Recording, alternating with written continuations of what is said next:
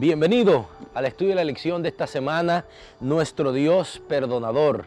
Estamos en la lección número 7 de este trimestre, en donde estamos estudiando los libros de Esdras y de Nehemías. La semana pasada fue una lección extraordinaria. Vimos el pueblo de Israel en un proceso maravilloso en el que celebraba las fiestas de las cabañas. Después de estudiar la ley, después de la lectura de la ley, el pueblo se dio cuenta de que tenía que celebrar la fiesta de las cabañas, y también se dio cuenta del día del Yom Kippur, el famoso día de la expiación judía. El pueblo entró en un proceso hermoso de gozo por la fortaleza en la salvación de Jehová. Y en esta semana entonces estaremos estudiando lo que ocurrió después de eso.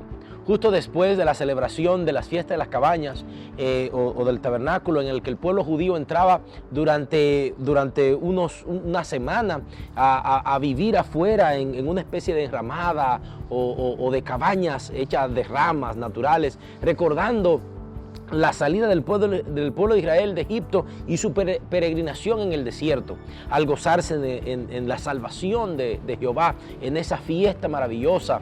Entonces el pueblo entra en un proceso ahora de arrepentimiento. En el capítulo número 9, que es donde se concentra el estudio de la lección de esta semana, en el capítulo 9 dice que al día 24 del mismo mes se reunieron los hijos de Israel para ayunar, vestidos de ropa ásperas y cubrirse de polvo. Menciona la fiesta de las cabañas, menciona el estudio del Yom Kippur. Muchos estudiosos entonces afirman de que este día de ayuno que fue celebrado era relacionado con el día del Yom Kippur. Pero lo interesante acá es que el pueblo entra en un recogimiento después del gozo, entra en un recogimiento para ayunar, para buscar al Señor, aunque el proceso de la salvación no está determinado de que primero gozo, después arrepentimiento, después... la idea es que la salvación de Cristo en tu vida te produce gozo, un gozo extraordinario que no puedes dejarlo y que tienes que compartirlo.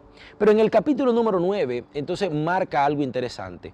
Justo después de la celebración de la fiesta entonces de las cabañas, el pueblo entra en un recogimiento y entra en un ayuno especial. Mira, el ayunar es parte de la disciplina cristiana. El ayunar es una especie de disciplina cristiana en el que el cristiano pasa no simplemente a no comer, sino es una época de recogimiento en el que tú te dedicas a estudiar la palabra de Dios y entras en una relación estrecha con Dios.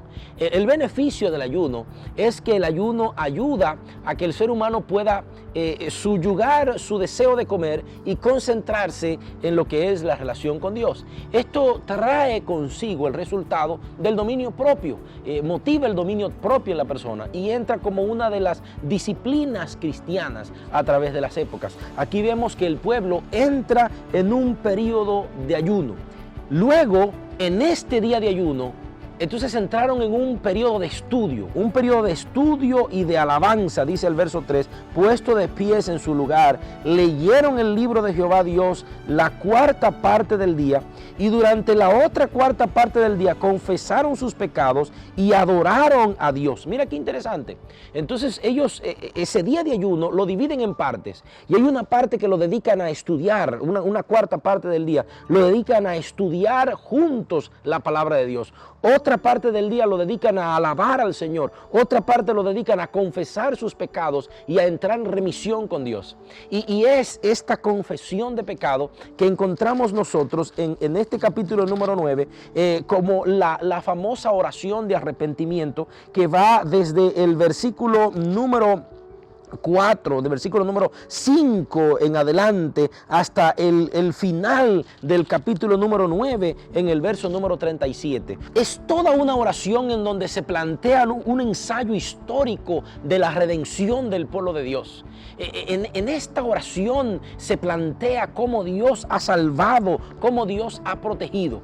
Es una oración que en sus primeros 4 versículos, del 4 al 8, plantea lo que es la alabanza alabanza al Dios creador. Luego entonces entra una segunda parte desde el verso 9 que se extiende hasta el verso 22, en donde se describe la fidelidad de Dios. La fidelidad de Dios desde su salida de Egipto hasta la llegada a Canaán, o sea, su peregrinación en el desierto. Y se describe la fidelidad de Dios a pesar de la desobediencia del pueblo.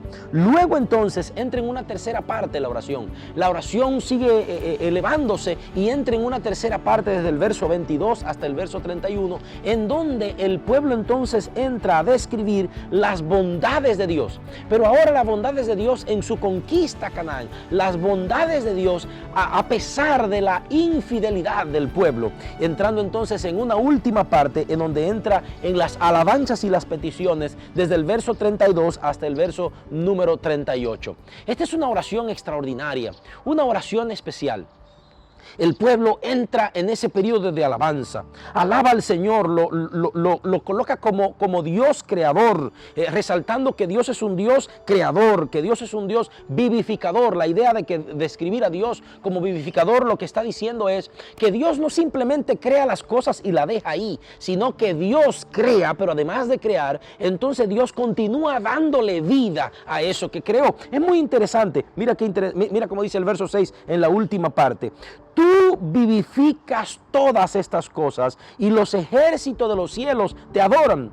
¿Cuáles todas esas cosas? Las cosas que Dios ha creado, porque es lo que está diciendo el texto. Desde la eternidad y hasta la eternidad sean bendecido tu nombre glorioso, que supera toda la bendición y toda alabanza. Solo tú, Jehová, tú hiciste los cielos, tú hiciste los cielos de los cielos y todo su ejército. O sea, Dios es creador, pero no simplemente crea y lo deja allí y se desentiende de lo creado, sino que en esta oración el pueblo reconoce que Dios crea y vivifica, o sea, continúa dando vida a aquello que creó. Y no solamente se queda ahí, sino que también es fiel a sus promesas. El verso 7, mira cómo dice: tú eres, oh Jehová, el Dios que escogió a Abraham, hallaste fiel su corazón delante de él e hiciste pacto con él. O sea, Dios es un Dios de pacto, Dios es un Dios fiel. Mira, mi querido amigo que estás estudiando la lección de esta semana, quiero que recuerde estas tres cosas. Dios es un Dios creador, Dios te creó, eres algo especial,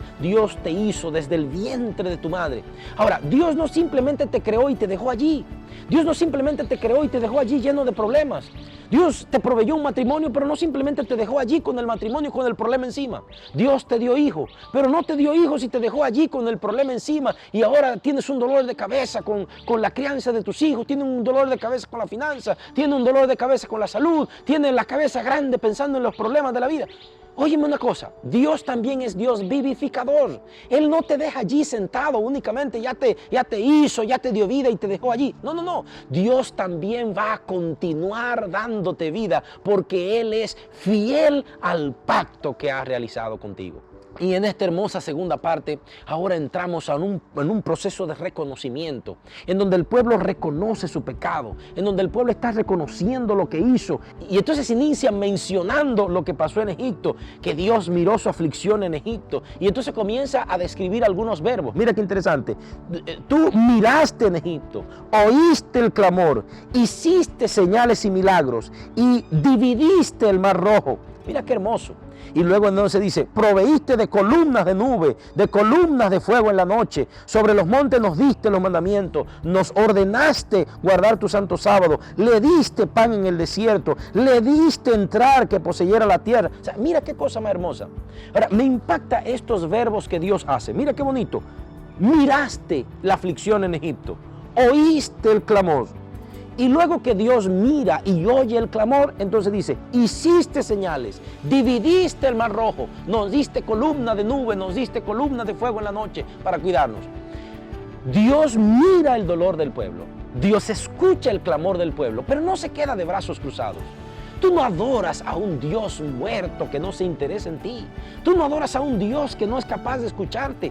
Dice aquí en la oración, el pueblo está reconociendo, y además de confesar su pecado y de confesar la infidelidad, está confesando la fidelidad de Dios. Dios mira la aflicción. ¿Estás pasando un momento de aflicción? ¿Estás pasando un momento de dolor? Estás pasando un momento de dificultad, no encuentras qué hacer con la familia, no encuentras qué hacer con el matrimonio, no encuentras qué hacer con el problema de la clase, no encuentras qué hacer con algo. Clama al Señor, porque Dios ve tu aflicción, Dios escucha tu clamor. Y no simplemente se queda ahí, sino que entonces se levanta, hace señales, milagros, hace lo que tenga que hacer para ayudar a sus hijos. Dice que dividió el mar rojo, que colocó columna de nubes, que colocó columna de fuego, y entonces le da ordenanza al pueblo. Cuando Dios escucha el clamor, cuando Dios oye, cuando Dios obra, entonces Dios da señales y le provee. Y es entonces lo que plantea el texto número 15, cuando Dios dice, cuando dice la oración, les diste pan en el desierto, les dijiste que entraran a poseer la tierra. Dios entra sustentando a su pueblo de todo lo que le falta, le ayuda, le escucha, lo mira, lo saca, hace milagros. Pero no simplemente lo deja ahí, sino que va, que le provee, le da el pan en el desierto, le dice que posea la tierra. Pero mira qué interesante, en el verso 16, mas ellos y nuestros padres fueron soberbios, endurecieron su cerviz y no escucharon los mandamientos, no quisieron oír. O sea, mira qué contraposición. Dios oye, el ser humano no quiere oír. Dios escucha, el ser humano no quiere escuchar. Dios es fiel al pacto, el ser humano no quiere ser fiel al pacto. Dios se interesa en el ser humano, de repente el ser humano no se quiere interesar en Dios. Y entonces echaron sus mandamientos, no quisieron oír, no se acordaron de las maravillas, antes endurecieron su cerviz. ¿Por qué el ser humano endurece la cerviz? Porque no recuerda lo que Dios ha hecho por él. No endurezcas tu corazón. Recuerda lo que Dios ha hecho por ti. Y cuando tú recuerdas cómo Dios te ha bendecido, cómo Dios te ha traído, pudiste cruzar de un país al otro, pudiste venir aquí, Dios ha guiado tu familia, Dios te ha dado salud, Dios te ha provisto de lo que te falta, cuando tú recuerdas todas esas cosas, entonces siempre vas a sentir el deseo de adorar y obedecer al Dios que te miró, al Dios que te escuchó y al Dios que hizo proezas para ayudarte y liberarte. Es lo que está aquí mencionando la oración. Luego entonces la tercera parte de la oración, donde declara la bondad, de la fidelidad de Dios desde el verso 22 en adelante. Entonces Dios le dice, le diste reino, le diste pueblo, le dice el Señor, hablando ya de la conquista. Le diste reino, le diste pueblo. Sin embargo, ellos, ¿qué hicieron? Verso 30. Los soportaste por muchos años y les testificaste con tu espíritu por medio de tus profetas, pero no escucharon. O sea, Dios le habló a través del Espíritu Santo por medio de los profetas. Dice Pedro que el Espíritu inspiró a los profetas. Los profetas llegaban, le hablaban al pueblo, llegaban y le decían, el pueblo se había olvidado de las proezas de Dios. Y entonces viene el profeta y les recuerda las proezas de Dios. ¿Cuál es la función del profeta? ¿Cuál es la función del predicador, del pastor, del anciano, del líder? Es recordar las promesas de Dios, escuchar las promesas de Dios para que el pueblo no se olvide de ellas. Mire qué hermoso, Dios le recuerda a su pueblo eso. Sin embargo, su pueblo, a pesar de eso, no escucha. A pesar de eso, no obedece. A pesar de eso, no guarda el pacto. Por lo cual les entregaste en las manos de los pueblos de la tierra. Y entonces entra el pueblo en servidumbre. Hay que escuchar la voz de Dios. Dios nos habla de diferentes maneras. Dios te habla de diferente manera. Te habla a través de tus hijos, te habla a través del pastor en el sermón, te habla a través de alguien que te dio el consejo.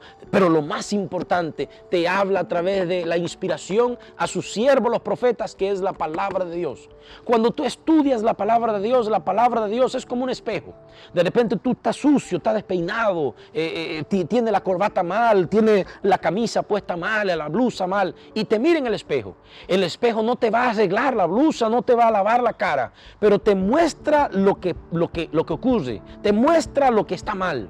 Y cuando te das cuenta de eso que está mal, entonces corre a arreglarlo en los pies de Cristo Jesús. Eso es lo que hace la Biblia. La Biblia te muestra lo que está mal, te muestra el plan de Dios, te recuerda la promesa de Dios, te recuerda cómo Dios te ha liberado. Por lo tanto, cuando el pueblo estudió la Biblia, entra en oración de arrepentimiento.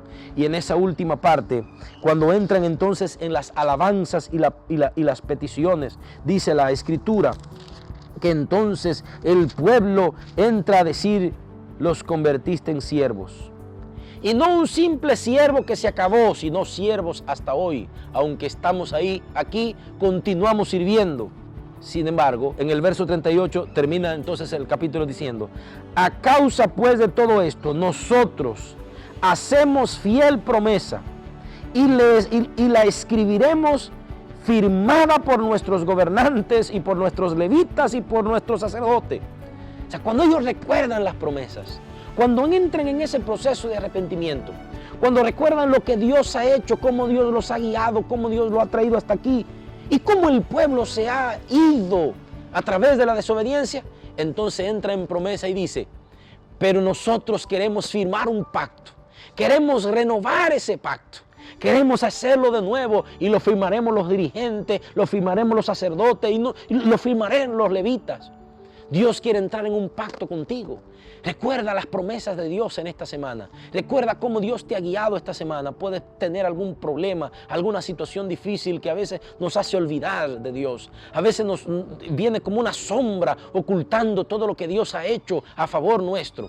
Pero a través del estudio de esta semana quiero decirte en el nombre de Cristo Jesús: no te olvides de Dios, recuerda su pacto y renuévalo hoy. Dios te bendiga mucho y nos vamos a ver la semana que viene. Pero no te olvides darle like a este video, suscríbete a nuestro canal, síguenos en nuestras redes sociales, YouTube, Instagram, Facebook, síguenos y Dios te bendiga mucho y nos vemos la semana que viene.